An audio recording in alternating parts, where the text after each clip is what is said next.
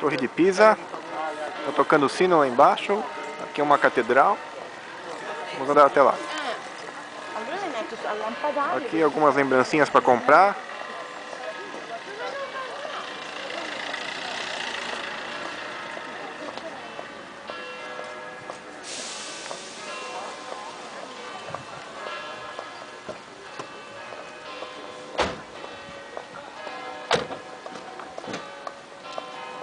A torre está em reforma. Ela era bem mais torta, ela era uma boa reclinada. Olha, legal isso aqui.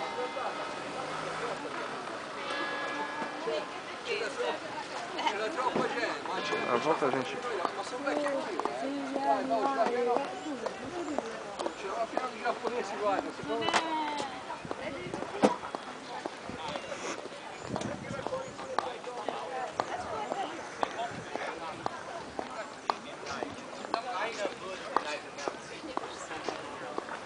Nur später im Laufe von Jahrhunderten, dass die Neige immer stärker geworden.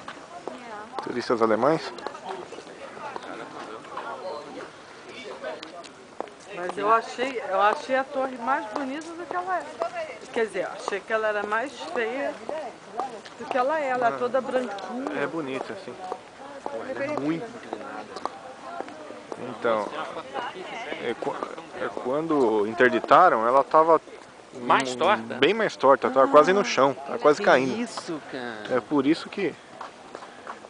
De onde é que tem a visão dela mais torta? É da praça, né? É da praça. Aqui, ó. Aqui é legal para tirar foto.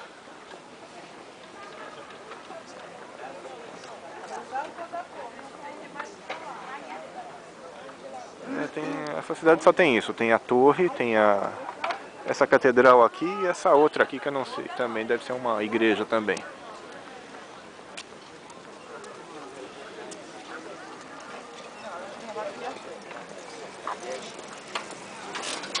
Só bicicletas aqui.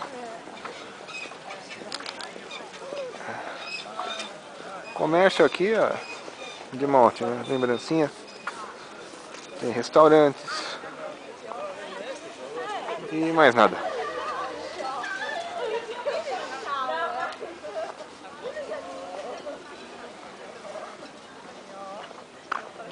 Esse povo aí vai me atrapalhar. Eu queria tirar umas fotos aqui, né? Sai fora, povo.